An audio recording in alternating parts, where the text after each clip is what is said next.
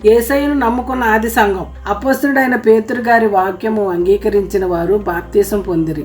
ఆ పెంతెకొస్తు దినమందు ఇంచుమించు 3,000 మంది చేర్చబడిరి. వీరు అపోస్తుల బోధయందును, సహవాసమందును, రొట్టె విరుచుటయందును, ప్రార్థన చేయుటయందును ఎడతెగక ఉండిరి.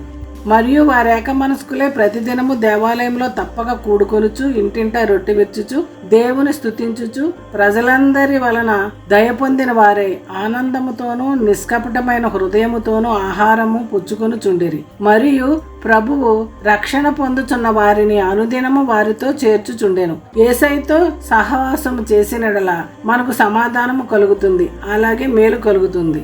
అపోస్తుల బోధ అంటే యేసుక్రీస్తు వారి పరిచర్య, ఆయన మరణ పునరుద్ధానము. యేసయ్య చెప్పిన మాటలను, లేఖనాలను అపోస్తులు ఆది సంఘానికి బోధించేవారు. రొట్టె విరుచుట అంటే ఆయన శరీరం రక్తమునకు సాదృశ్యమైన బలలో పాల్గొనడం.